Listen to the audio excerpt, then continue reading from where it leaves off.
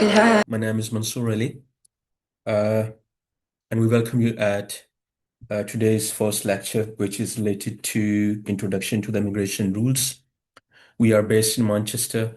We provide training to become solicitor, barrister, or an immigration advisor. So this is the whole process. So this is the whole brief introduction.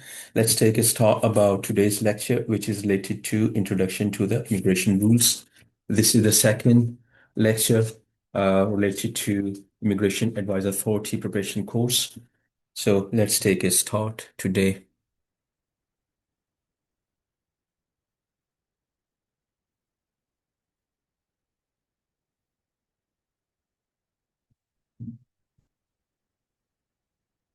Can you all hear me, please? Yes, sir. Yes, sir. Wonderful. How many people are with us now? We have got Zumar Humail, we have Wafa Fatima, we have Haris Iqbal, Ashna Tabrik. Who else is with us? If I'm missing someone, can you please let me know? Sir Shanza. Shanza, wonderful. So today, let's take a start a bit, and thereafter we'll obviously do a chit chat. What about the previous lecture? Did you understand something, or how was your previous lecture? It was quite boring, or you have understood up to some extent. So, what was the feedback about previous lecture?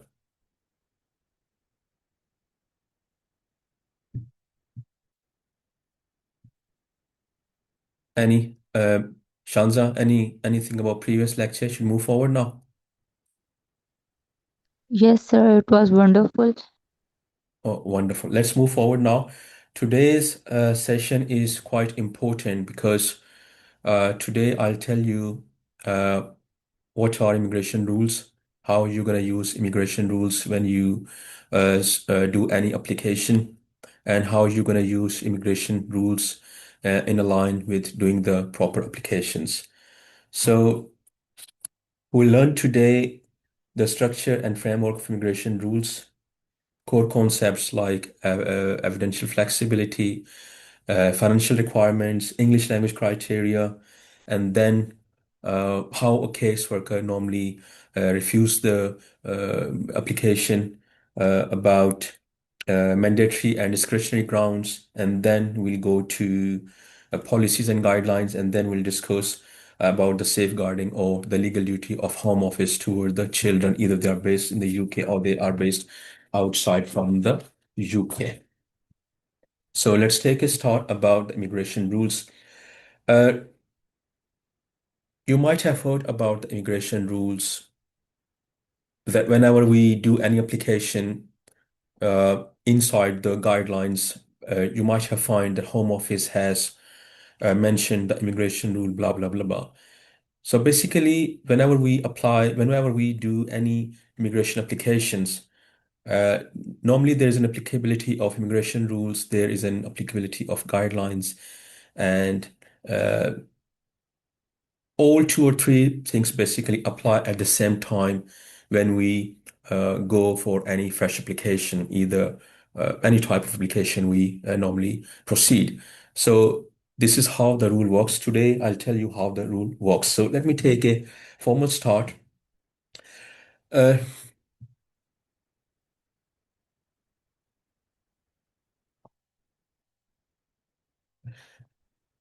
uh, Immigration rules HC 395 outline the requirements for individual who wish to enter or remain in the UK.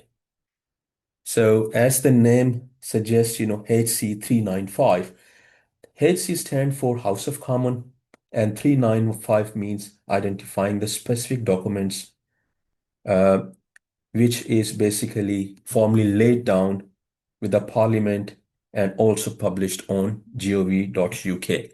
Can you write down HC395? What is HC395? It's very important to write it down. HC395, as I already told you, HC stand for House of Common, and 395 is basically um, uh, a rule. It's a specific number which has been allocated, specific number of document. With this number of document, this has been laid down before the parliament. So therefore we call it HC 395. Can you please note down with yourself? Are you with me now? Have you noted down, Shansa, Wafa, Zumar? Have you noted down this one? Yes, sir. Yes, sir. Wonderful, wonderful. Yes, sir. There are numerous concepts which you're going to understand with the passage of time, and obviously the things are quite new. But stay with me. You'll be fine with the passage of time. Obviously, you have lots of questions at this stage, but all these questions gonna open up. You'll find the answer of all these questions the way we move forward. Okay. So at this stage, write down HC 395. So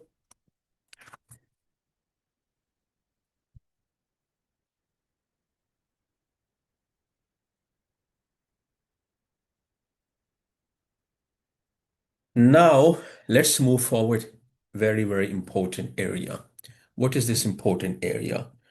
Please write it down, make notes of yourself.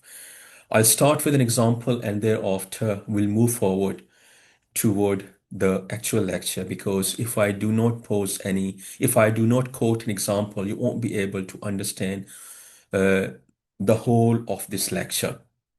Let's take a start with any visit visa application. Have you ever done any visit visa application? Have you got any basic idea? I'll not ask from you to explain me. I just wanted to know that have you ever done a visit visa application? Have you got any basic idea about visit visa application? If you have a basic know-how of visit visa application, can anyone please let me know? No, Haris? sir. No. Shanza, have you got any basic idea? Yes, sir. Yes, sir. Wonderful. Zumar and Haris, have you got any basic idea about visit visa applications? Yes, sir, definitely. Wonderful. Uh, so whenever we do visit visa applications,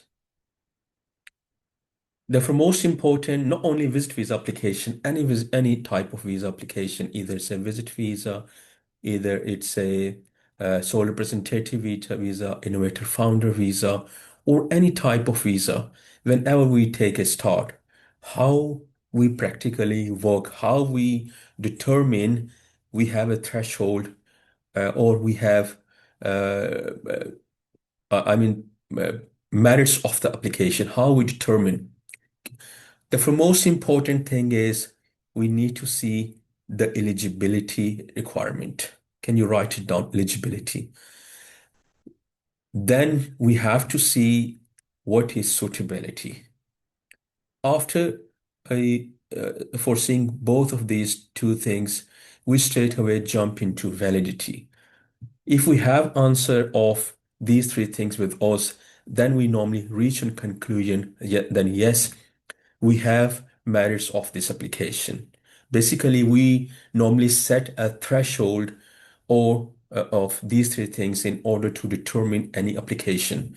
We normally put an application on one side, the whole background, whole facts, and we normally foresee uh, if we have eligibility, if we have suitability, and we have eligibility, suitability, and validity. So this is the basic idea. So now let me explain you what is eligibility. Eligibility basically discuss about, uh, for example, if we say that A is a husband of B and B is a British national, this comes normally within the domain of eligibility. Eligibility normally discuss if a person is eligible as a hardcore in order to apply this application. So this is the basic crux of eligibility. The eligibility basically is a sort of evidential requirement. So apart from eligibility, we normally annex the other things. For instance, we normally annex a language requirement with the eligibility. Then we normally annex English language requirement. Then we annex, accommodation requirement. So at first stage, we'll see eligibility. And apart from eligibility, we normally annex the other thing. And then we normally straight away go into suitability. What is suitability? Suitability is basically a quality of any applicant. For instance, if we say that this person had a criminal background or this person had any bad immigration history, then this basically thing straight away falls in the domain of what it is called suitability. So these are important things. Apart from that, let me explain you further. As I told you in my previous lecture, that we have different immigration routes. And each immigration route has got their own eligibility and suitability plus validity. So it's very important for you. Can you write it down for yourself? Because it's important, these concepts are very important. If you understand at this stage, uh, the whole of your life, the things will be clear in your mind. So you need to write down about eligibility, about suitability and validity. Now, let me come to the validity. What is validity? Validity is basically if your application is valid, as the name suggests. For instance, if you have submitted the immigration and health surcharge, if you are applying from within the UK, and if you have deposited the home office fee, this is the area which basically comes within the domain of validity. So whenever we apply any application, we foresee three things: eligibility, suitability, and validity. I hope all of you have understood the whole basic concepts. If everything is clear to all of you, or should I explain you anything about it? We're going to discuss in very detail uh, about eligibility, suitability, and all ancillary things, whatever we have discussed with you about eligibility. But at this stage, if you have any question about eligibility, suitability, or validity, up to the extent the way I explain you, you can pose any question. Once we are on the same page, then we're going to move forward. Please, it is your time. Pose any question. Otherwise, you're going to forget your question. Please.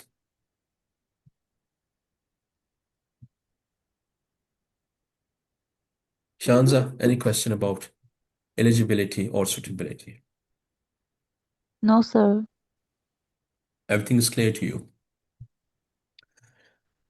Wonderful.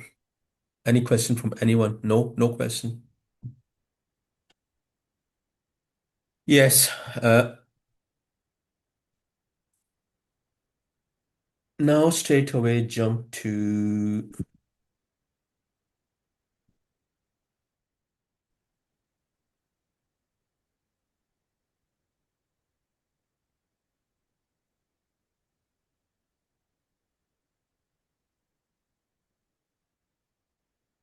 okay. As I already explained you about eligibility and suitability. Now let's move forward. What other factors we need to foresee along with the eligibility?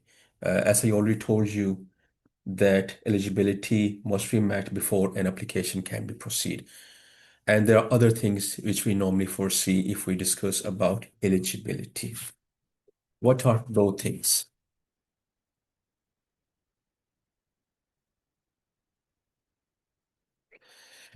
Finances. So whenever we apply any visa, the most important thing is about the finances. What does finances means? If we apply for instance, if we apply for a visit visa, we have to foresee if the person can afford his own finances, if he has got money in account. And if we apply for any spouse visa, then we need to foresee if the sponsor who is meeting who is going to sponsor can meet the finances area. This whole area basically comes within the domain of finances.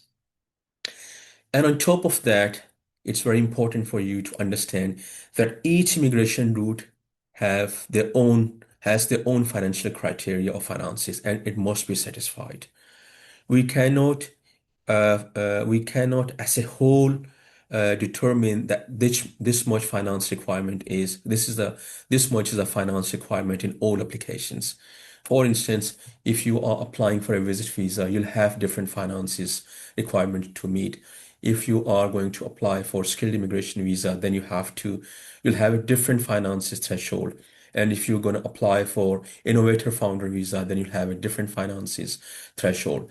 So you need to see finance aspect according to the individual immigration route. So each immigration route has their own criteria of finances. And on top of that, in limited and exceptional circumstances, finances can be, the threshold finances can be exhausted with the help of any third party.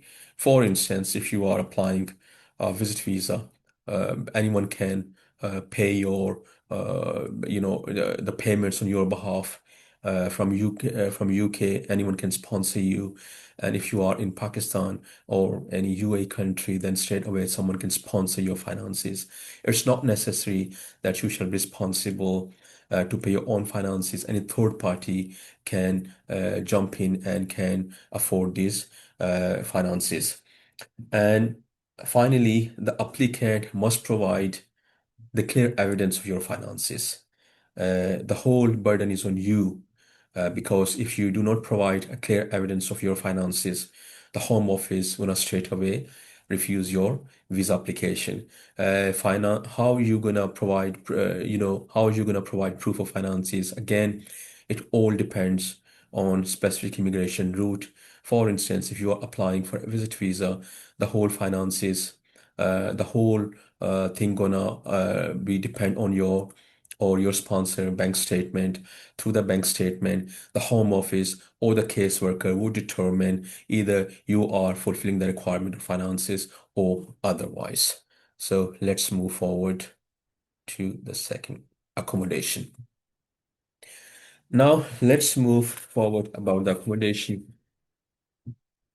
Accommodation. We have, as far as concerned about the accommodation, this is very important topic. I have seen in previous lectures the Immigration Advisor Authority had posed some sort of question related to immigration. So write it down with yourself, Immigration Housing Act 1985. So each immigration route has got their own their own criteria for eligibility. In a very same way, we normally discuss about the immigrant accommodation. So how we discuss accommodation in practical point of view. For instance, if you are applying visit visa for your client or for yourself, then you have to provide clear-cut information to the Home Office that where I'm gonna stay. You need to either book a hotel or you need to stay away, provide tenancy agreement, or your sponsor going to provide either the tenancy agreement or title document in order to threshold uh, uh, to to fulfill the threshold of accommodation. So this is the whole background of accommodation. It's not necessary that the applicant would provide his own or accommodation, either rented or owned. The applicant provide any third-party accommodation. And these requirements help to demonstrate the accommodation meets the necessary standard under the immigration rules. So I'll again suggest to you that we have accommodation and accommodation aspect, normally Home Office assessed in line with the standards which has been set out under Housing Act 1985. Can you please write down with yourself Housing Act 1985? Have you written it down with yourself? Zuma, can you write it down? Can you let me know, Yes, have you sir, I written have it? written it. How the Home Office would assess accommodation aspect. They would assess accommodation aspect in line with Housing Act 1985. And it says that the accommodation must not be overcrowded. It must be in line with the act. There are certain criteria under this act about overcrowding. If you wanted to study in detail, straight away go and read it. However, it's not necessary at this stage. Once you are in practice, obviously you'll have number of cases or number of queries related to Housing Accommodation Act, blah blah blah. Then you can read at that stage. for immigration advisor authority exams or for this purpose, it's not necessary to go in that depth. I hope you have understood it. Can we move forward? Language requirement. Where is my best friend Haris? Haris, can you hear me? Have you understood this housing accommodation thing? Yes, Mansoor. Go ahead. That's wonderful. Thank you, Haris. English language requirement. Apart from how accommodation, English language requirement, uh, in every immigration route, we have different standards for English language requirement.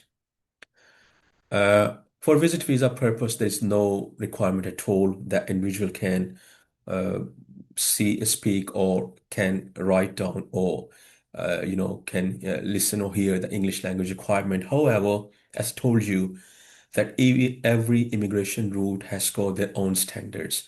So we need to foresee English language requirement according to each route.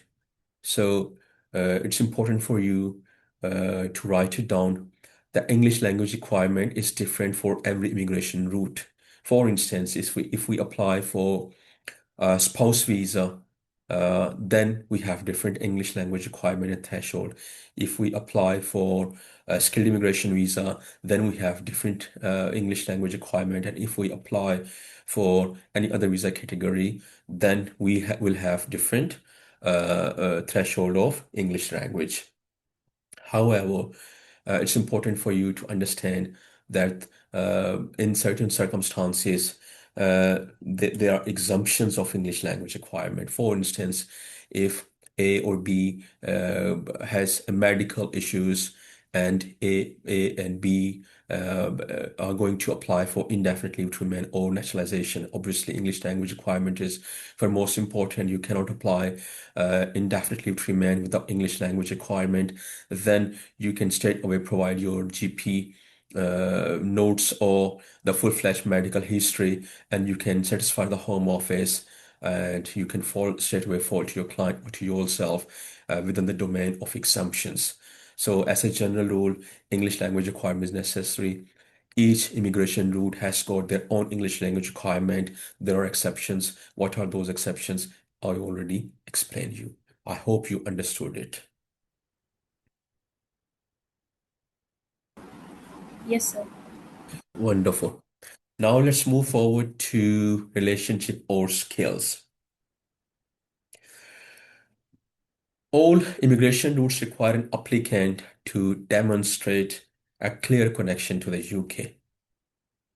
So, as I told you, that all immigration routes have different criterias, uh, and they have different, threshold. In a very same way, all immigration routes have their own relationship or skill requirement.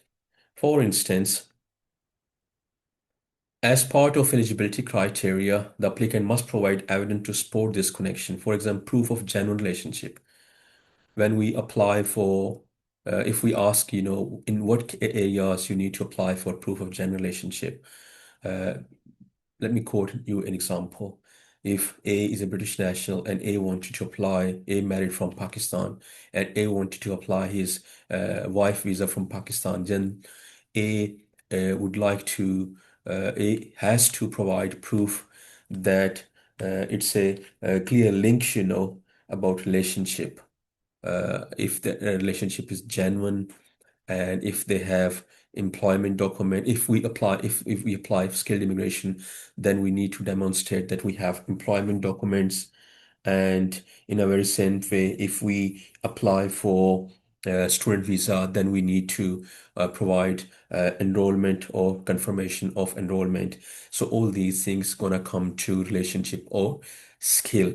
So again, I would tell you that each criteria has their own specific requirement or their own specific threshold related to relationship or skill.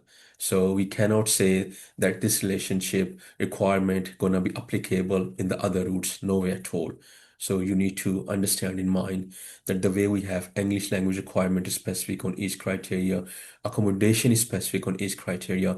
In a very same way, relationship or skill is specific according to specific immigration route. So let's move forward to immigration skill status. Shanza, if understanding has become better, if comparatively to previous lecture, because previous lecture was the very first lecture, and obviously, when we attend the very first lecture, we mix each and everything. But with the passage of time, the way we move forward, we get more and more understanding. So, if your understanding has become better or you are still on the same stage. Shanza, are you with me now? Yes, sir. Now things gone very easy. That's wonderful. Adnan, can you please let me know if the things are better for you or you are still on same stage where were you at first thing? Assalamu alaikum, sir. Today I'm a bit late. No I problem. hope everyone is fine. Sir, Thank you. everything is going very well and Wonderful. we're feeling very relaxed and knowledgeful, sir. Thank you, Adnan.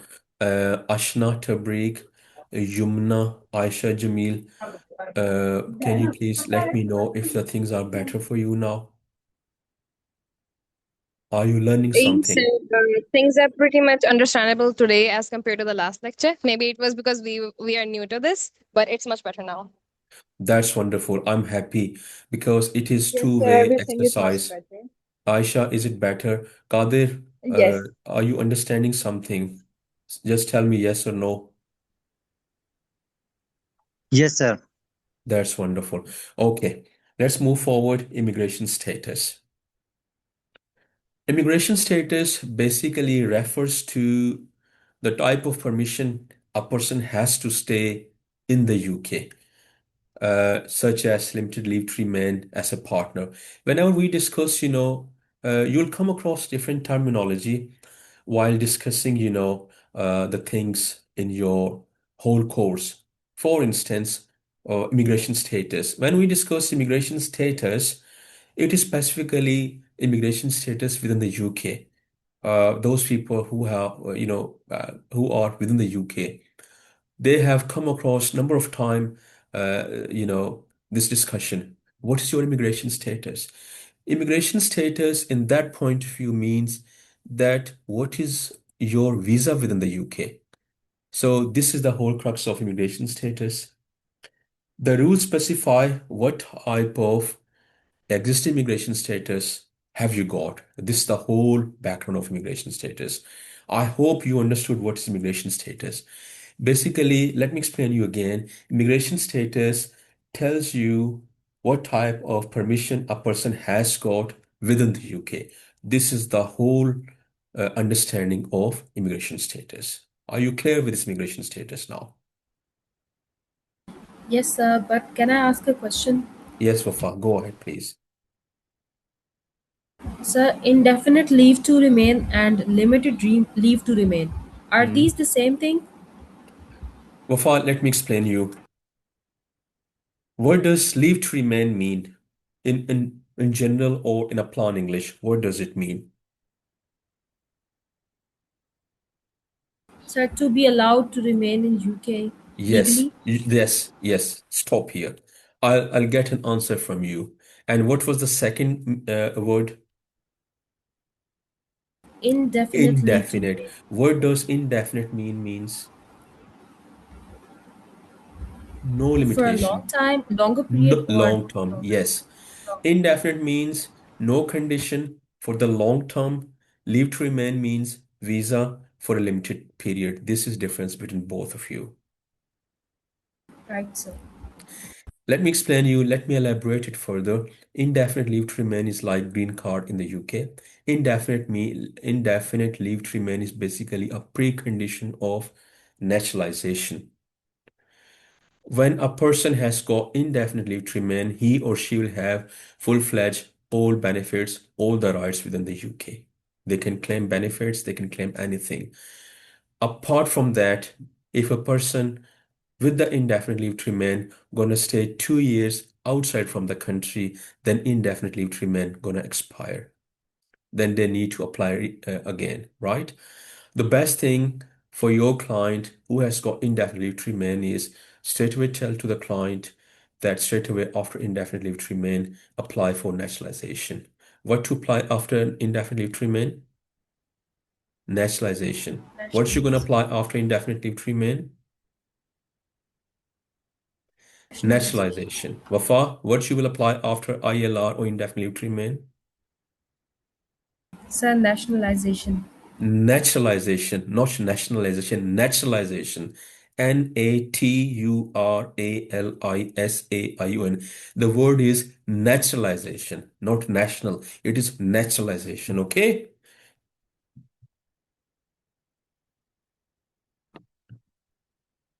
Let's move forward. Additional requirements, tuberculosis or TB testing. Have you ever heard about TB testing? Zumar, have you ever heard about TB testing? If someone has applied from Pakistan or any other country, that person has gone for TB testing. This is again a requirement. Yes, Excuse me. so I've heard it by name, but not in the details. Okay, let me explain you. Some applicants are required to provide a medical certificate if they are coming in the UK about the tuberculosis test or TB test. This basically applies to all individuals who are applying to come to the UK for more than 6 months, or as a fiance or a proposed civil partner.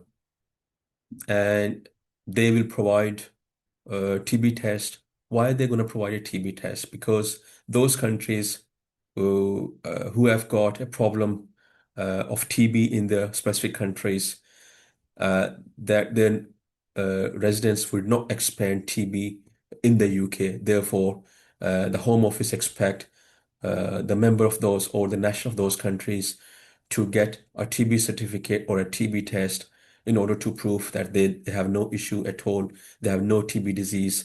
So in order to stop this disease, because these are those type of diseases which normally spread, from one person to another.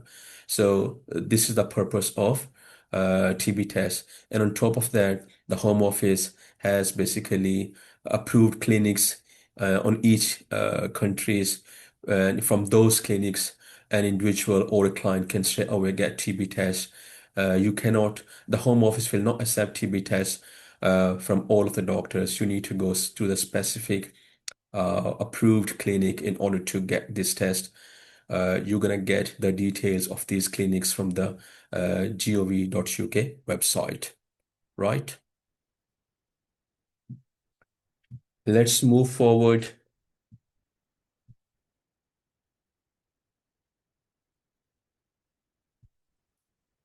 Any questions so far? Sir, why some people are required to provide the TB test? Not some people, some countries, the national of some countries. Right, sir. First criteria is the visa must be more than of 6 months, right? The second criteria is Wafa that uh, there's a list of countries on the gov.uk web page, and if the individual is applying from that country, then he or she is required to do the TB test. TB test, one thing more, specifically, very specifically, TB test honestly does not depend on nationality. Sometimes it depends where that person has been residing, right?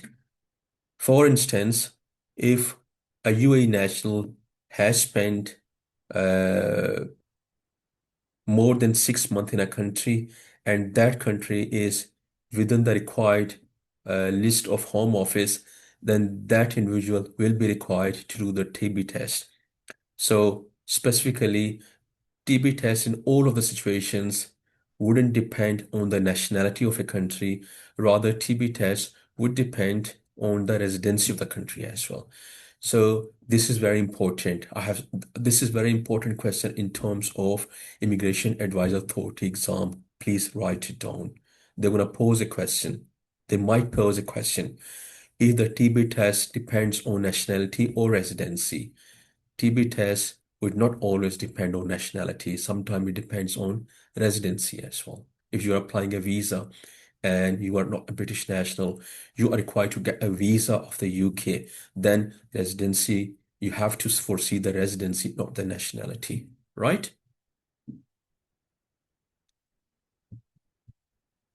Are you with me now? Yes, sir. Wonderful. Any questions so far so I could move forward?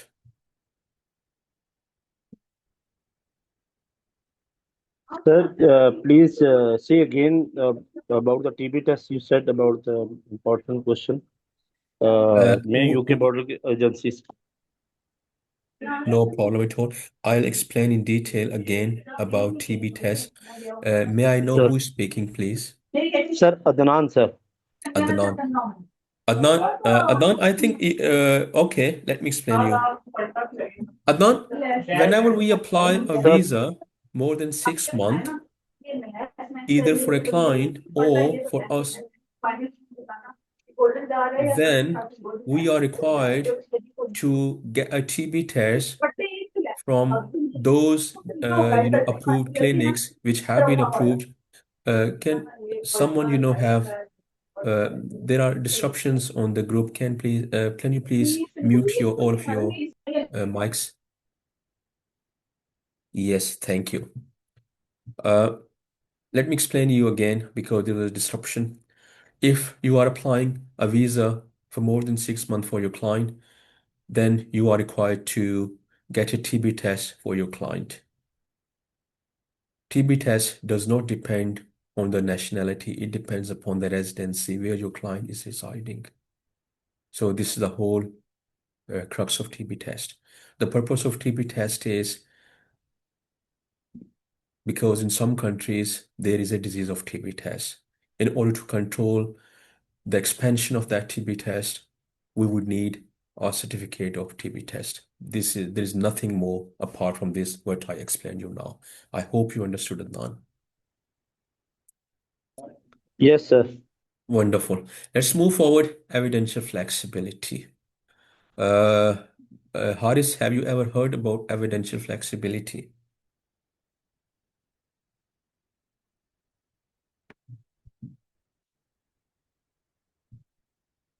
I'll not ask you to explain. Just let me know. Have you ever heard? If someone ever heard about evidential flexibility, please. Yes, sir. Wonderful. Shanza, let me explain you what is evidential flexibility. Applicants must submit specific document to demonstrate that they meet the eligibility requirements of the immigration rules. If you have provided the documents to the Home Office and they need something extra, then there's a rule which is called evidential flexibility.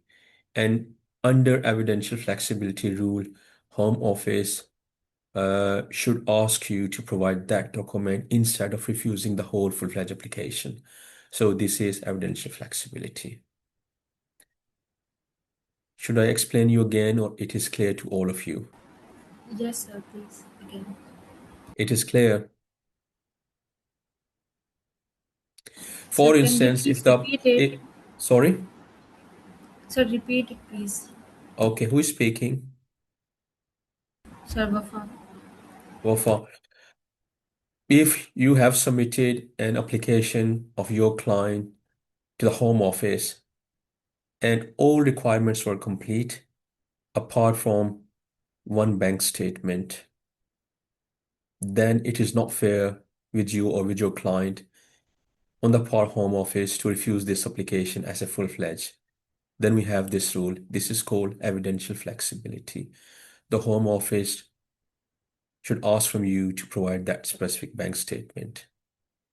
This is called evidential flexibility. We have a rule. Under that rule, Home Office is bound to ask from you under evidential flexibility rule to that specific document. And every application, I hope you understood now. Should I move forward?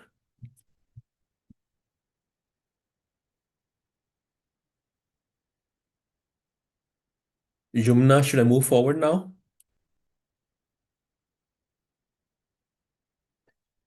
Okay. Can you hear me? Can you hear all of me, please? Yes, sir. Yes, sir. Wonderful. So let's move forward from evidential flexibility. Whenever we provide documents, to the Home Office normally we provide two types of document. First of all, we provide mandatory documents, then we provide supporting documents. What are mandatory documents? Mandatory documents are a valid passport or completed application form, which we normally complete nowadays online. And then apart from supporting documents, it always depend on specific immigration category. Every specific immigration category has a list of documents which we normally provide. For instance, when we say a visit visa, we'll have different supporting document. If we apply for skilled immigration, we'll have a different supporting documents. And each specific category has got different supporting documents, and we need to provide according to the specific, route. An immigration role, an important role of immigration advisor is to identify the correct immigration route and applicable rules, sorry. Clearly advise client on the documents they must provide. Carefully review all supporting documents before submission. It's always a very good practice to give a list of documents to your client. Do not copy a list of documents from the Home Office. That is called a standard list. The best practice is interview a client and give your own list of documents in order to enhance success rate. Adnan, are you with me now? This is for you. Yes, sir, I am with you, sir. Yeah, this is for you. Never ever get, obviously, you're gonna follow. I'm not asking you straight away, ignore the Home Office checklist. Yes, you have to follow it. But in addition to the Home Office checklist, always keep in mind that every individual has got their own circumstances. It's important for you to prepare specific checklists for all of your clients in order to enhance the success rate. Okay. Yes, sir. Okay, then for the Home Office guidance on evidential flexibility helps explain how caseworkers are expected to approach these situations. This guidance is regularly updated and publicly available through UK Visa and Immigration, UKVI. You can always see the guidelines about evidential flexibility on UKVI. Then evidence requirement and burden of proof. Always keep in mind the burden of proof is on you. I mean, on the applicant. It is your responsibility to provide each and every document the Home Office. Do not expect the Home Office that if I did not provide, then they should have asked from you. They will not ask from you. In most of the cases, Home Office normally finds a way that if your application is falling within the criteria or not. If your application is falling, then obviously they are bound to give you or approve your application. If your application does not fall, then obviously they're going to find a way or they're going to find, uh, uh, to refuse your visa application. So the burden of proof is on you to provide the whole of all of documents, to provide eligibility criteria, to provide all validity criteria, to provide suitability criteria. So I hope all of you understood the burden of proof. Who will have burden of proof? Can anyone explain me, please?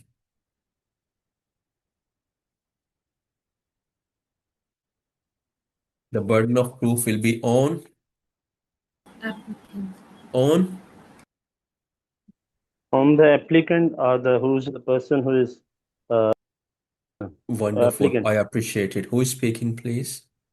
Sir, Adnan. Adnan, wonderful. Burden of proof is always on applicant. Not only on immigration cases, even in criminal cases. I don't know about the criminal law because I'm not, I do white collar crimes. practice, and obviously I teach in white collar crimes. I teach corporate law, white collar crimes. I have a background of civil law, especially corporate law.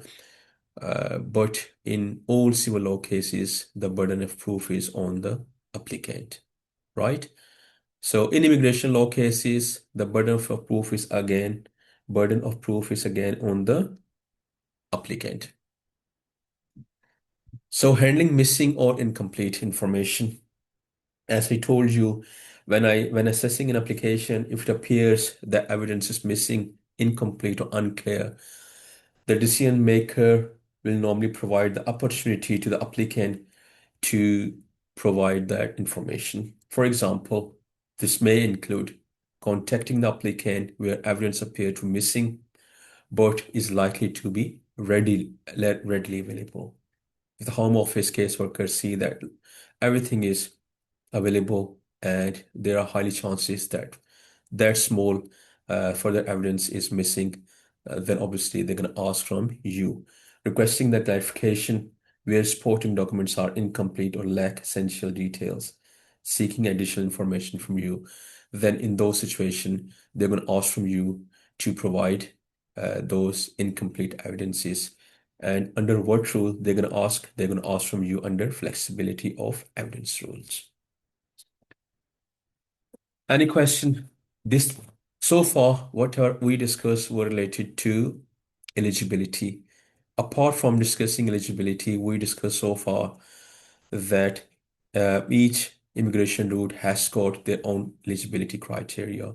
In addition to eligibility, we need to provide English language requirement, we need to provide accommodation, we need to provide uh, finances. These are the additional things or additional boards which we are required to attach with eligibility, and it all depends on each immigration or individual immigration route. So, bit break about the questions. Don't sit silent. If you uh, have any question, pose any question. I'll be happy to answer. You can pose in any language. There's no barrier at all. If you are interested, I'm happy to answer all of your questions. Go ahead, please. A few minutes break for questions. Sir, Adnan this side. Yes, Adnan, go ahead. Sir, I want to only want to write the two headlines of 2.1 and 2.2. Okay, I have uh, studied the lecture, read the lecture from 2.3. So, sir, from accommodation, sir. Previous 2 points are, sir, remaining, sir, from my side, sir. 2.1 and 2.2, sir. Hang on, just stay with me, please, for a second, okay? Let me open up what is.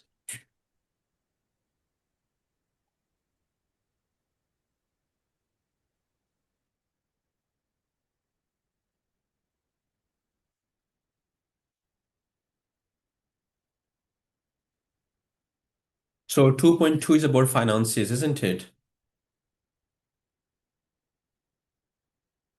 Adnan, 2.2 is related to Sir, sir, finances. fine, sir. 2.1, sir. 2.1, actually, this is a bit clerical mistake on the part of uh, our IT team. So just ignore this 2.2 or this type of, it's a clerical mistake. It should be 2.1. Okay? Fine, sir. Fine, sir. So, Thank you, sir. so thanks to you for letting me know. Sometimes, we do small mistakes. So this is a bit mistake. I'll ask Saad to uh, correct it. He's our IT manager. So ask him to double check it. Uh, any further question, please? Then we'll go to suitability.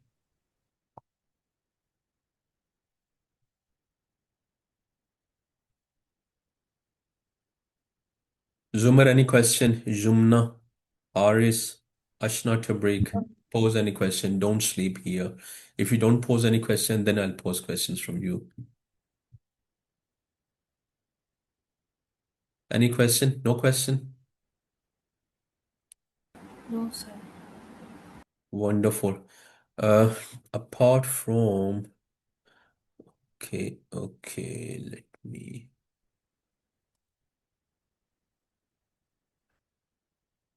Wafa, everything is clear to you? Yes, sir. All clear. Wonderful. Let's move forward then.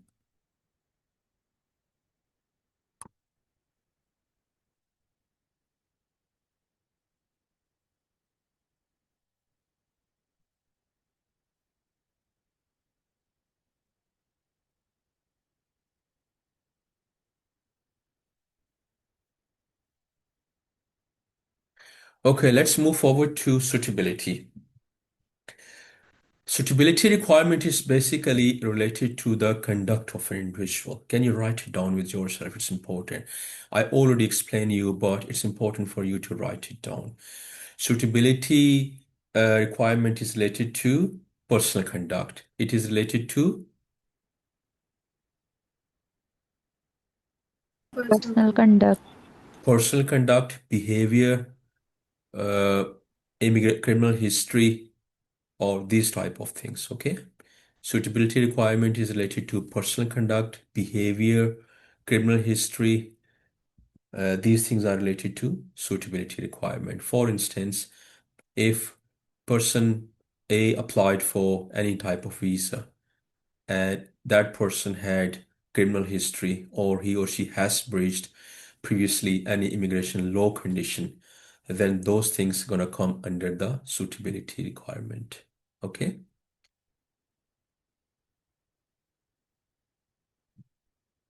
Is it clear to everyone? Yes, sir. Clear. Wonderful. And one thing is important, uh, all immigration routes have contain their own specific suitability provision within the relevant appendixes. For instance, Appendix FM, right? However, uh, most routes also rely on the general suitability. So it's important for you to foresee about the immigration route and then have a look what is the suitability criteria. As I told you, that each route has got their own suitability criteria. The way we had different eligibility criteria for every route, in a very same way, we'll have different criteria for suitability, right?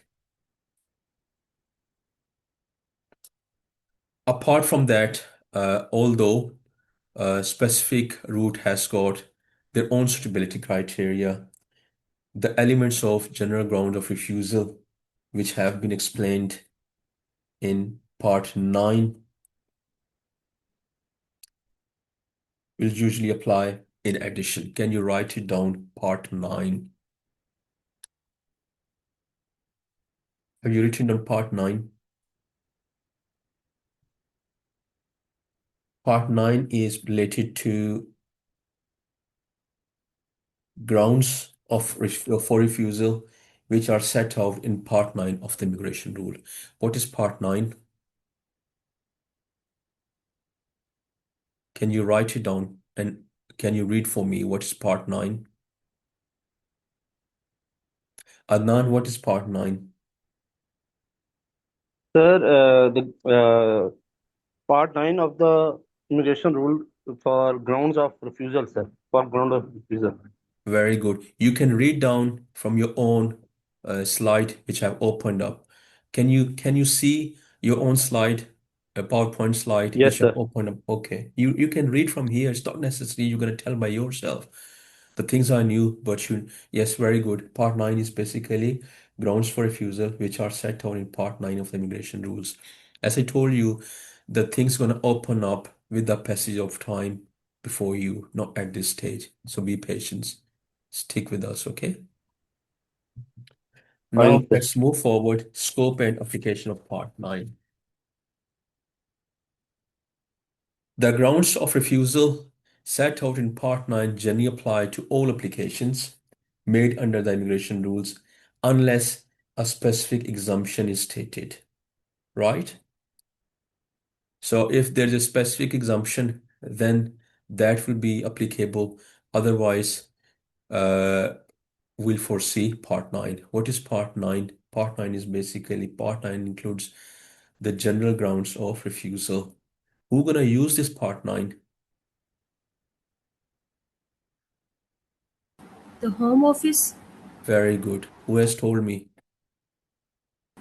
Wafa. Very good, Wafa. Very good. Appreciated. Uh, we as an applicant should know what is part 9, and each specific ground either has got part 9 applicability or they have their own provision. So we should know the guidelines. We should read the guidelines for the caseworker and rules and guidelines for the applicant. So very good. So write it down, part 9. It's important.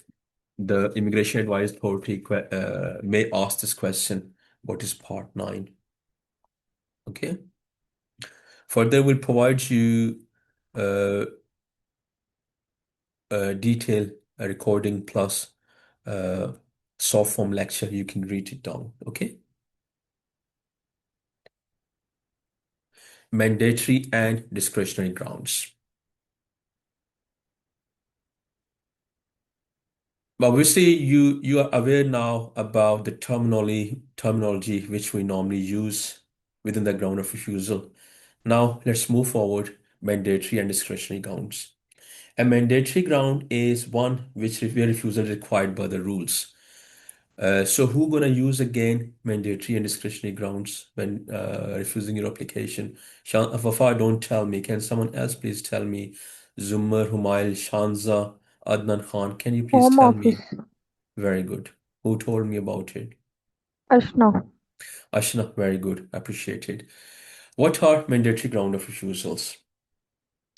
Mandatory ground of refusals are those grounds where the Home Office is required under the rules to refuse the application. So these are the mandatory rules. Apart from mandatory rules, we have got discretionary grounds. What are discretionary grounds? Where the caseworker will have a discretion either to uh, refuse it or otherwise. So Home Office caseworker will foresee if an individual case falls under the mandatory grounds or discretionary grounds while deciding the application. If it comes within the discretionary ground, then yes, he can straight away apply his or her approve his or her application. Uh, he will have his own domain or discretion. So historically, the general ground of refusal were divided into mandatory and discretionary grounds categories, and the current structure of the rules now organizes refusal grounds according to different type of conduct and behavior. So what are example of mandatory grounds? Mandatory grounds, for instance, if any person has got a criminal history, it falls obviously within the mandatory grounds. And what are discretionary grounds? For instance, minor offenses comes within the discretionary grounds. It's very important for you to write it down. What are discretionary grounds and what are mandatory grounds? As I told you, that you have to foresee under the rules about the mandatory and discretionary rules, right? And together, these provisions form a key part of suitability assessments. We need to foresee the mandatory and discretionary grounds. Okay. So there are highly chances that the Immigration Advisory Authority uh, can give you sort of a question. For instance, that A was involved in a crime last year. Does it come with a mandatory or discretionary ground? So you should know about it. Is it mandatory ground or discretionary ground? You need to foresee in details about each separate immigration category about mandatory and discretionary grounds. I hope I have covered this area properly and you understood it. Can you let me know if you are fine with this one and should I move forward? Any question about so far about discretionary grounds or mandatory and discretionary grounds or the previous things? No, sir. Can I move forward? Yes, sir. Yes, sir. Okay.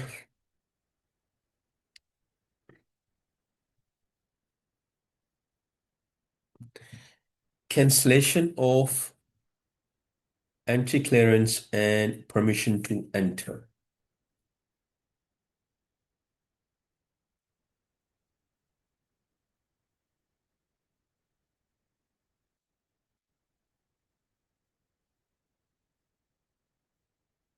Part 9 of the immigration rules now also includes provision of the cancellation of entry clearance, right? The Home Office has an authority to cancel the entry clearance and permission to enter or stay. So they have powers even after a person would arrive on the airport. If they are not satisfied, they have powers to cancel the entry clearance and permission to enter or stay. For instance, if a has got skilled immigration program from Pakistan and he has got a visa as a skilled immigrant, and then after he has arrived in, at Heathrow or airport, and the caseworker is not satisfied from him or her, they have powers to cancel entry clearance and permission to enter or stay. So these all categories, they normally come in within this domain. It's also worth noting that the term cancellation is now generally used in place of curtailment. So curtailment, these are basically, curtailment was the previous word. Nowadays, we use a word, cancellation. Although the older terminology is still retained in some areas, for instance, EU, when Appendix EU, we have different appendix. I already explained you on the gov.uk website. So you can find all the appendixes there. I'll not explain you at this stage those things where I think they will be our burden for all of you. I'll explain whatever is required to explain at this stage. So I hope you understood it at the, part 9 of immigration rules. I have now included about any cancellation of entry clearance and permission to stay or enter. There could be a scenario-based question, you know, uh, if A has arrived on the port of arrival, at Heathrow Airport or at Manchester or Birmingham or anywhere, or on the port of, on the seaport, and if the caseworker or the border force can cancel the entry clearance or permission to enter or stay, then simple answer is if they are not satisfied, they have powers to cancel. Yes, they have powers. And what they're going to do normally, if they have canceled, they cancel it, they issue the removal direction on the next flight. They basically send that person back to his home country. But they have to issue the removal directions after cancellations. Then they can straight away send back to that person to his home country, right? Examples, let me further add, examples of cancellation provision includes ceasing to meet the requirements of the rules where a person entry clearance or permission may be cancelled if they no longer satisfy the conditions under which it was granted. Dependent cases where a person's leave to be cancelled may be cancelled if they are dependent on another individual whose permission has been or is being cancelled. These provisions demonstrate the Home Office's ability to take action where an individual's circumstances change in a way that affect their continued entitlement to remain in the UK. So, any questions so far about this topic? Sir. So when they send back the person to his country, what does they issue? What was the word? Let me explain you. Uh, if they cancel it, it is called cancellation or curtailment. Both are they even curtail it or cancel it. Both are one the same thing. Previously, you know, we use a word cancellation. Nowadays, we use a curtailment. However, when they cancel it, they normally give you something in a written form. Sometime they issue removal directions. Sometime they issue. Sometime it depends actually. You might have heard the deportation. Have you heard about the deportation? That person has been deported. Yes, sir. Yes, sir. So deportation is entirely different than removal directions. If a person has been deported from within the UK, he or she cannot come back for 10 years even. In removal directions nowadays, on the removal direction documents which they normally issue once removal direction has been issued, on the document which they normally serve to the applicant, they normally write down time duration as well, that you are not allowed to enter the UK up to that period. So obviously, the individual has to follow. However, where you can challenge the removal direction or deportation order through the judicial bodies, and it all depends on case to case, honestly. All right. So let's move forward. Remedies in relation to general grounds of refusal. So the specific reason for refusal will always be set out in the refusal notice. Whenever the Home Office is gonna refuse your application, they're gonna set out the reason that why they refused it. It's quite a good thing in UK immigration law. They would always give you very specific reasons why they have refused application. Although I do not have any background of US immigration law, but I have seen some refusals from the US embassy. Th- They do not provide any sort of detailed ground of refusal. They normally give you in simple line, we are not satisfied, therefore we refuse your visa application. And I think, this is quite a rogue type of refusal letter. However, if we do comparison with the Home Office, British Home Office, they would always give you very, very detailed refusal letters, and they're going to highlight what immigration rules they applies. Either you are meeting the suitability criteria, your application is valid or not, or your application is meeting the eligibility criteria. And after meeting the whole threshold, they're going to explain you in very detail why they are refusing the application. It's quite a good, for the applicant as well, and for those people who do practice, because if they know that by using what rules the Home Office has refused the application, obviously they'll be in a better position to challenge the Home Office through different remedies. So let's move forward. Let's discuss further what remedies are available in types of general ground of refusal. The remedies always, depend on the type of application and the circumstances of the case.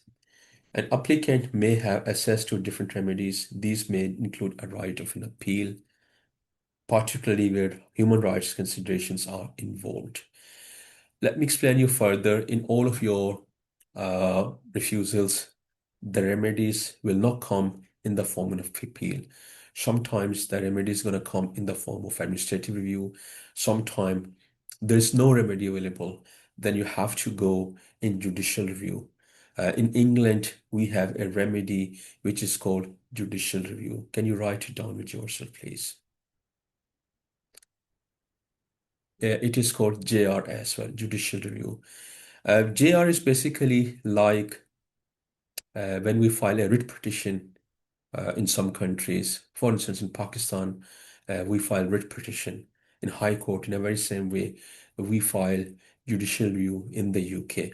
However, uh, we have we follow immigration rules in the UK, the way you people follow back to your home country in Pakistan, uh, civil procedure code.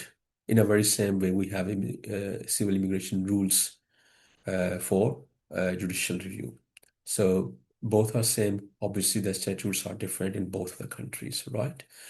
What type of statute you normally use in Pakistan for criminal proceedings? If someone can tell me, please. CRPC, sir.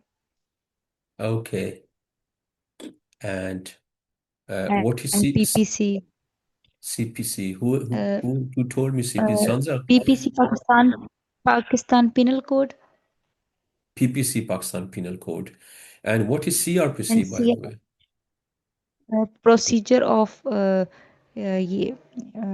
Sir, it's a 1 minute. basic procedural code of Code of criminal criminal procedure. law. Okay, go step by step. Who is speaking now? It's Then Sumar. Zira. Okay, Zumar, it's your turn. Okay, explain me what is PPC and what is CRPC, by the way. Firstly, PPC is Pakistan Penal Code, and CRPC is Code of Criminal Procedure, where all the criminal procedures are being codified. Wonderful. Pakistan Penal Code would tell you about the crime and the procedure has been laid down in CRPC. Yes. Is it necessary to remember the whole sections of PPC and CRPC? Well, I don't believe that all sections, but I think some of them, if required for the specific scenario, then it's essential. Let me explain you. For the purpose of passing the exams, if it's a part of your exam to remember them, then yes, you have to remember. Otherwise, CRPC or CPC or Civil Procedure Rule in the UK, they always become a part of law practitioners. They are the part of law library. Whenever you need them, you're going to open them. However, with the passage of time, the way you practice, you're going to learn them. It's not necessary for you to remember each and everything. However, for the purpose of passing the exam, sometime yes. If it's not, an open book paper, for instance, in some countries, there is a criteria of open book paper, then you obviously you can straight away use these statutes with you. If it's not an open book paper, then obviously without memorizing them, you can't pass these papers. So this is the whole background. So what remedies are available in terms of general grounds of refusal? The remedies you're gonna get straight away from the refusal letter. At the end of refusal letter, you can straight away foresee the remedies. In all cases, you'll not have a remedy in the form of appeal. If you have no remedy available, then what you're gonna do? Any answer? Shanza, uh, if there's no remedy available, for instance, if you Yes, have sir. visit visa, and at the end of refusal letter, they have written, you cannot file an appeal, there is no remedy available, then what options are available? What remedy you're gonna find then? Shanza. Sir, I don't remember, but I think pre-action protocol. PAP, pre-action protocol notice. Pre-action protocol notice is basically a part of civil procedure rules. Before going in judicial review, it's very important for you to send PAP or pre-action protocol notice. After sending pre-action protocol notice, you can straight away go to in judicial review, right? Uh, Yes, sir. Pre-action protocol or PAP is basically a requirement, is a pre-stage of judicial review. Pre-action protocol notice is like a legal notice, but strictly it's not a legal notice. Without sending pre-action protocol notice, you cannot go in judicial review in back to your home country, yes, without informing or without sending the legal notice. The legal notice is not an obligatory requirement on the part of civil procedure rules, but in England it's a part of civil procedure rule, civil procedure code in Pakistan, but in England it's a part of civil procedure rule to send the pre-action protocol. Without pre-action protocols, you cannot straight away go into civil litigation or into judicial review. Basically, pre-action protocol notice is not limited only to civil procedure in all other areas. For instance, we have different type of protocols in the UK. In personal injury cases, we have different protocol notice. In civil litigation, we have again different type of protocol notice. In every second case, we normally send pre-action protocol notice. Write it down. It's very important for you to uh, uh, you know, uh, know about the pre-action protocol notice.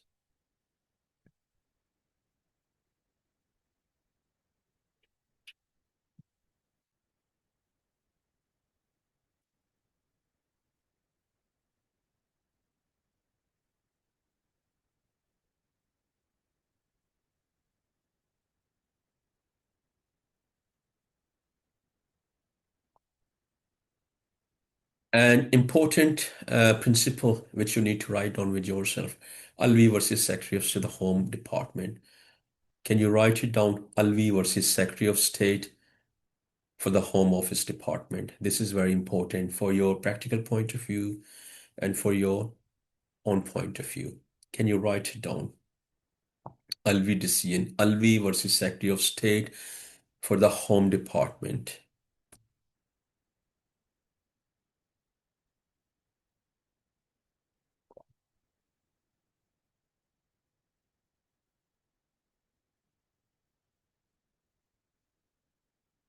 Have you written down?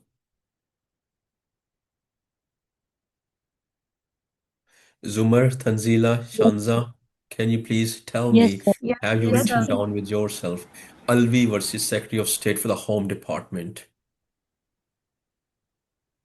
In this decision, your Supreme Court held that any requirement that could lead to refusal must be contained within the immigration rules themselves.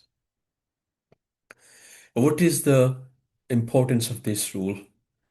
This basically, Alvi decision has bounded to the Home Office that if you are refusing an application, that refusal must be in line with the immigration rules. It's a very important decision.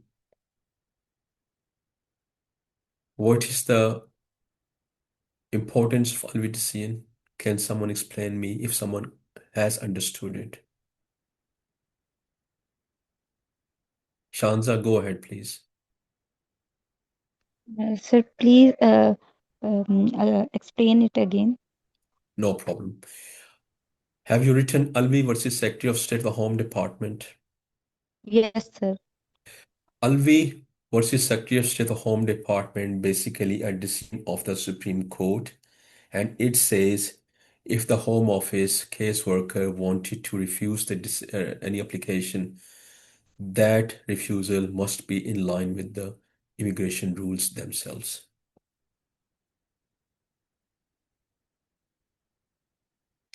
If any application is not compatible, I mean, do not use your own mind. Just have a look about the immigration rules. If the immigration rules says my application is meeting the requirement of immigration rules, then you have to approve it. You cannot refuse on the basis of your own wishes. Have you ever heard, I went to embassy today, caseworker was very happy. He has granted 1,000 visas. Have you ever heard? No, sir.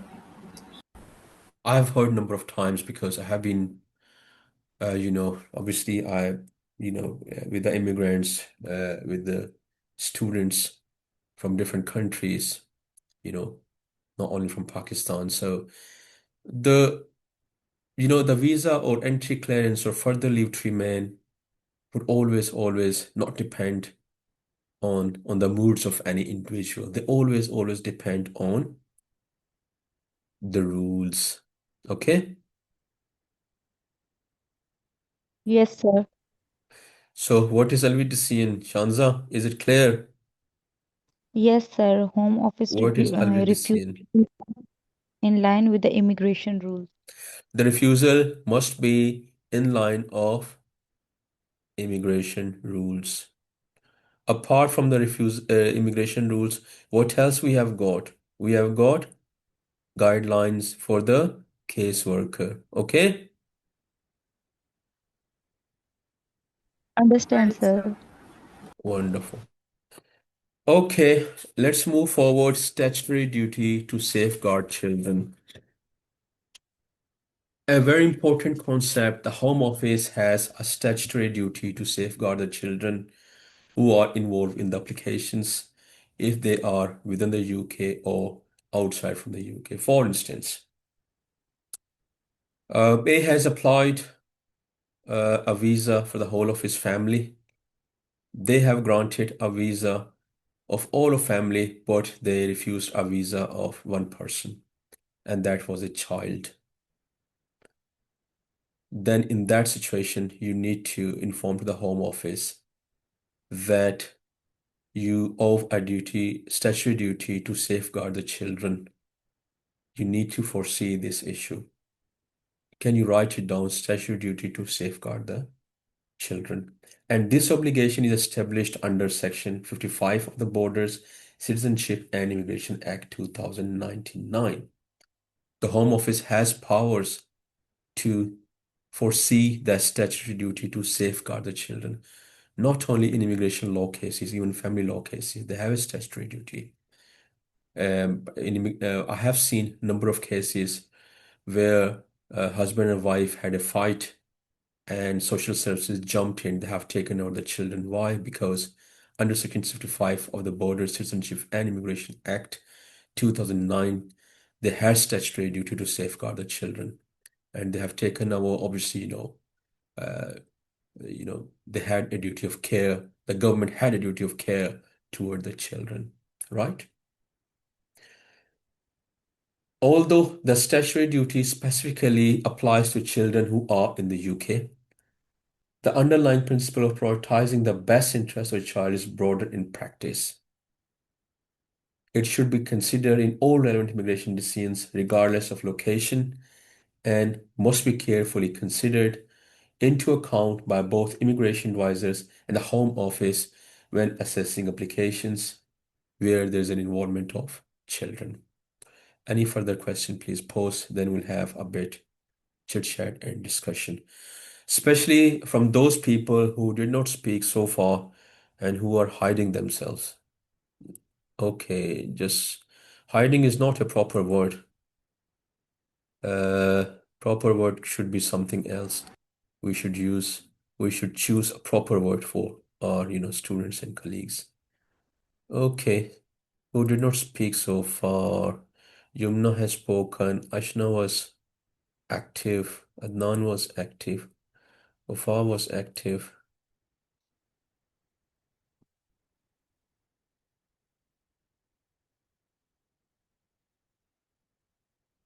Okay. Any further question, please?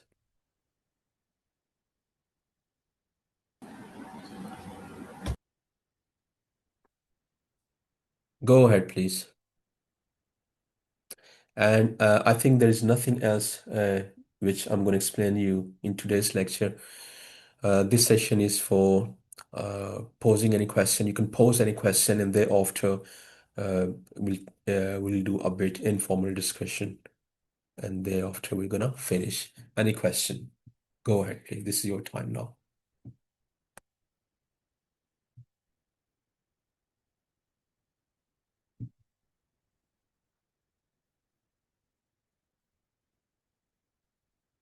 Tanzila, Sir, any hope you question? don't mind. Yeah, Adnan, go ahead. Sir, hope you do not mind. I asked you many a times about notes, sir. We're gonna provide notes, For uh, we'll definitely provide you notes in no, the sir, group. sir, about the notes from the applicant side, sir. From ethics? From the applicant, sir. When the applicant is sitting in front of you, you ask to write down, make your own notes. Okay, I can provide you Last time, sample. Okay, no problem at all. I'll provide you sample, okay?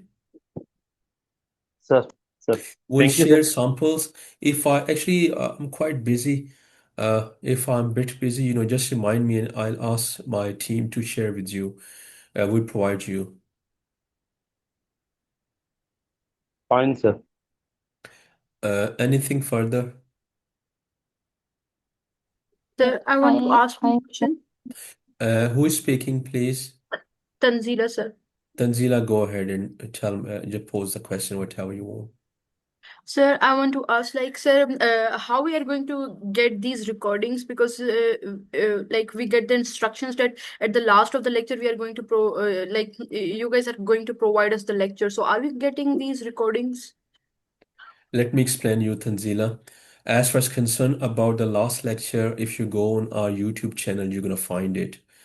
And about today and onward lecture, they are not available for public, but obviously they are available for all of you who are part and parcel of this lecture. We'll provide you login details on our web page. They'll be available on our web page. Obviously, you can repeat it, you can use for your own purpose. But keep in mind, these are recordings are just for you people because you are those people who have been selected just for this course, not for general public. For general public, whatever we have shared, they are in public domain on our YouTube channel.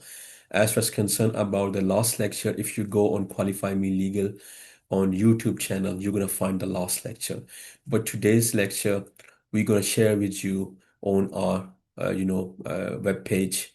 We'll provide you login details. I'll ask Saad, obviously he's gonna manage it. He's sitting obviously at the back of us to manage all IT issues. We'll provide you login details, and then you're gonna find through this way. And thank you, Tanzila, for posing this question. Obviously, all of you got the answer of this question. Obviously, it was quite important for all of you to know about it. Any further question, please? Thank you, sir. Sir, Shanza, You're Shanza, go sir, ahead. confirm one thing, exemption of English language. If anyone is going UK for medical treatment, is he exempted from English language barrier? Let me explain you. If someone is going to England, obviously he or she gonna apply for uh, medical visa, visit visa for the Yes. purpose of medical. We normally use visit visa for different purposes. If you are applying, especially if we focus on your query, obviously he or she would apply for medical reasons, and he or she would apply visit visa. For visit visa, there's no requirement at all for English language. As far as concerned about English language requirement is strictly for those visas where the visas are more than 6 months. So this standard visit visa is not for more than 6 months for medical purpose. So there's no question about the English language. They can speak any language and they can apply. However, there are some visas which are from within the UK. There are more than six visas. For instance, spouse visa extension, spouse visas, or other categories of visas. Then this English language requirement would come under discussion, not especially about the standard visitor visas. I hope you understood it. Yes, sir. Thank you, sir. Welcome. Any further question? Okay, now let's a bit informal discussion. What do you think after completion of this 2 months course? How are you gonna get the benefit from this course? Is it just wastage of money and time or fruitless effort, or how are you gonna get the benefit from this course? What do you think? Anyone, just a free chit chat. I'll ask Saad to cut this even not to record this one. It's not an issue. We can speak Urdu even. बताएं जी क्या benefits आपने लेने इस lecture से end of the day बताएं मुझे तंजीला आप बताएं आपका क्या ख्याल है कि after 2 months what type of benefits you're gonna get अगर आपने उर्दू नहीं बोलनी तो मैं पंजाबी अच्छी बोलता हूँ मीरपुरी भी बोलता हूँ पटवारी जबरदस्त बोलता हूँ बताएं Sir, actually, sir, I have done the internship at the Prime Solicitor, the office that they have in the Islamabad. It's that's also a UK-based firm, and they also do the work of the immigration and asylum. So, sir, it really like developed my interest, and sir, I done their internship for the 3 months. So therefore, I'm so interested in this course, so because I really want to like understanding the like theoretical perspective of the immigration, so that sir I can in future I can practice it. And as sir, as you mentioned in the class that like there would be a test that we can apply in it, and if we will clear, so we can be the immigrant advisor. So I'm like I'm opting for this, like if I can go for that. let me explain you this course gonna enhance your okay I'll not conclude it anyone further Tanzila has explained me about her opinion Adnan आप बताएं जी what type of benefits you're gonna get बताएं जी उर्दू में बताएं बेशक शानजा आप sir बताएं किसी language में मुझे बताएं जी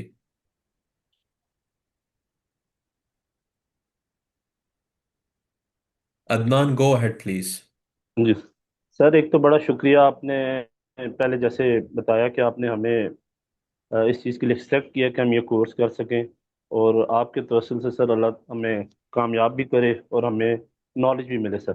सर आमीन। जो मेरा मेन ऑब्जेक्टिव ये था सर इस कोर्स को करने का, वो ये था सर कि यहाँ जो मिसकंसेप्शंस हैं सर हमारे मुल्क में इमिग्रेशन के रिलेटेड, उसको सर क्लेरिफाई कर सकूं और लोगों को टू द पॉइंट और रेलिवेंट जो चीज़ें हैं वो शेयर करूं सर, और ताकि जो लोगों के साथ मिसहैप्स होते हैं, मुख्तलिफ फ्रॉड्स होते हैं सर, वो फर्दर ना हो सकें।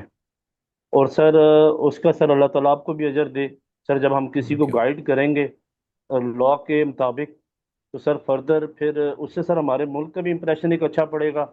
जब यूके बॉर्डर एजेंसी वाले हमारी फाइल्स और चीज़ें पढ़ेंगे कि ये जो भी केस हमारे सामने पुट हुआ है, ये अप टू मार्क है, अप टू रूल्स और रेगुलेशंस के है सर। तो सर मैं तो सिंपली यही सर इस वजह से सर ये कोर्स कर रहा हूँ sir. Wonderful, thank you. Any further person please. एक दो और बताएं, तब मैं कंक्लूड करके आपको बताऊंगा कि इससे बेनिफिट्स क्या होंगे आपको। मुझे जरा कंक्लूड करें।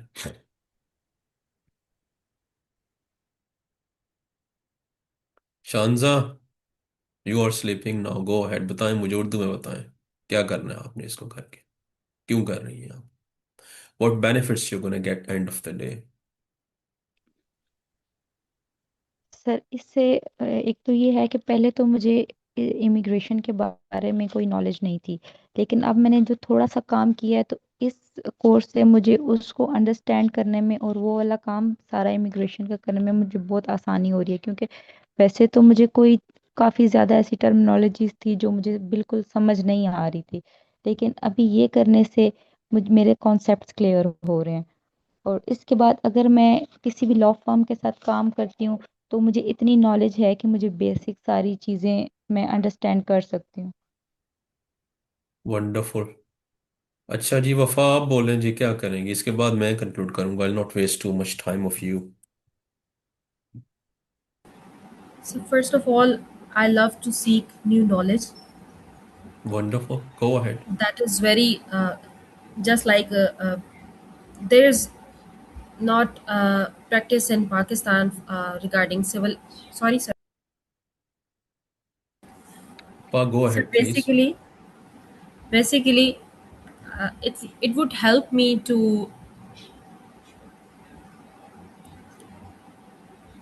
So I don't know why I'm going speechless. So I know, can handle visa applications online, and wonderful, I know wonderful, a bit about freelancing. And people, there are students in contact with me who are foreigners, and I can help them handling visa applications. I can give them advices regarding my immigration rules and guidelines. Wonderful, Maybe. wonderful. I appreciate it. We got Zumar with us. Zumar, what you gonna do? And this is the last one. Then I'll conclude what type of benefits you can get. Zumar, go ahead. Sir, currently I am very new to this course, so I am learning everything. Because the last lecture was a bit overwhelming. Today, the concepts are quite clear, so I'm getting a bit ideas, but still, I don't know anything proper. No, no. Benefits kya? What benefits you're gonna get? What do you think once you have done this course after Of two course, months? I will definitely try to work as a immigration consultant. Okay. If we have Malik Humayun with us, Malik Humayun है हमारे साथ? कादिर मलिक हुमायूं है हमारे साथ? नहीं है? नहीं sir, मने को मायूं हमारे पास नहीं है हमारे साथ अभी। ठीक, no problem. Okay, let me conclude it. पहली बात तो ये है कि let me explain you a bit detail. Once you have completed this course, it will enhance your professional capacity. You are going to open up this full-fledged new era for you, right? And it's a highly paid area. For instance, with the passage of time, you learn it that uh, what are the fee patterns. Immigration Advice Authority normally set up a fee pattern, how much you can charge. The minimum you can charge is £100 per hour. This is the fee of immigration advisor.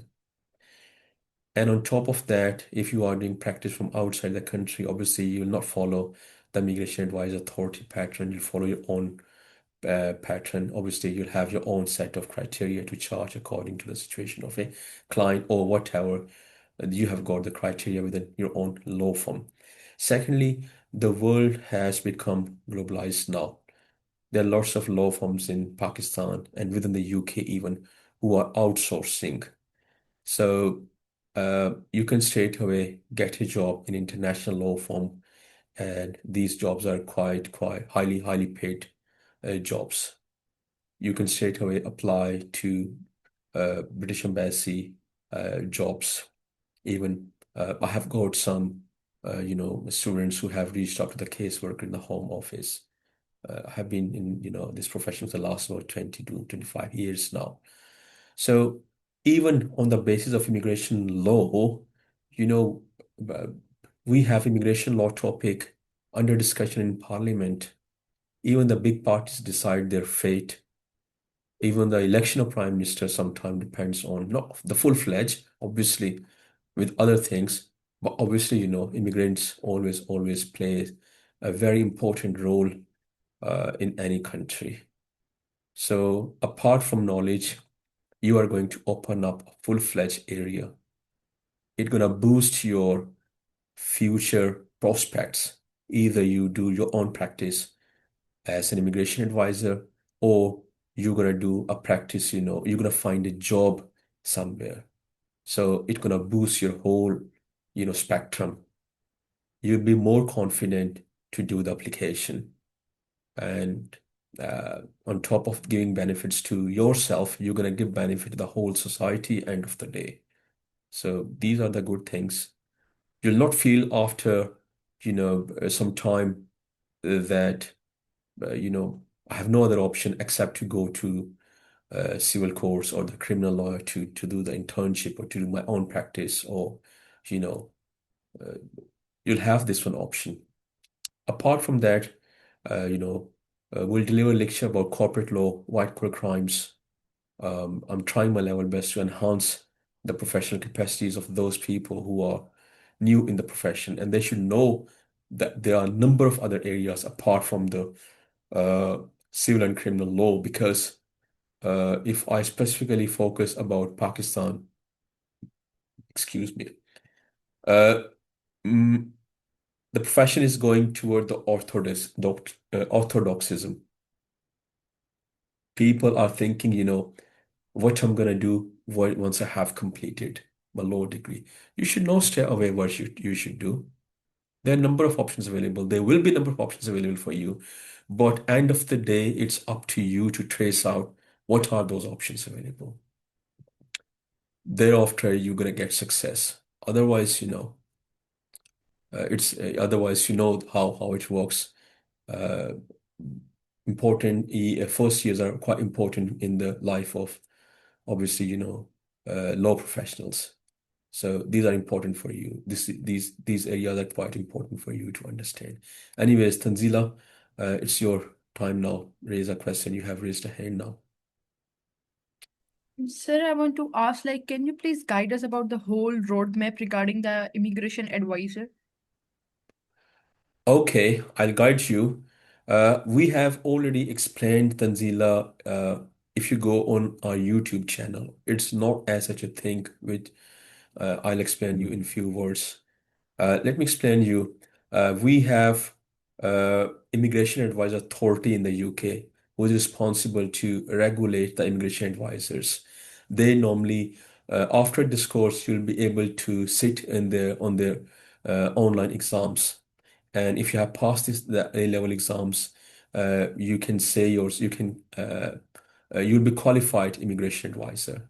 It is called Immigration Advisor Authority. They have their own standards to to regulate the people, and it is if you are a qualified immigration advisor. And on top of that, what additional benefits you're going to get if you are pursuing your further law degree. For instance, as an LLM, or you wanted to do a bar at law and you are already qualified immigration advisor, then straight away you can find a part-time job, you know, in excuse me. Today my phone was not on silent. It's on silent now. So this is the whole, you can straight away go on our YouTube channel. I have explained the detail how to become a qualified immigration advisor. Um, our future lecture will be related to how to become solicitor and barrister as well in the UK. We'll not focus on only on immigration advisor. This is one area. I'm trying to work on the other areas as well, and those areas we are already working. I have helped a number of people to become, barrister and solicitor in England, and they are practicing nowadays. So go step by step. The foremost and easiest way to enter into practice in the UK is Immigration Level 1 Advice Authority. Once you have done it, obviously you're going to enter straight away in your profession. And with the passage of time, it will far easier for you to enter to become a solicitor or barrister. So this is the most easiest area to enter. Any further question? जी बोले. No, sir. Thank you so much. You are welcome. If you have any specific question related to you, you have my phone number, or you can ask Shanza. She can share you, and you can pose any question. If I'm busy, obviously I'll not answer your, message. But whenever I'm free, I'll respond straight away. Uh, I think someone else has got my number. Wafa, Wafa, are you listening me? Yes, sir. Wafa has got my personal number with a WhatsApp. So if you have any personal question, I'm happy to answer. I was a student of your teacher, Azizur Rahman Saab. So we had his personal phone number from the day one till to date, and we always post questions from him and Mr. Munir, Dr. Munir. So likewise, you'll have my number. You can pose any question. Okay, I think we're gonna finish now. Can we finish it now?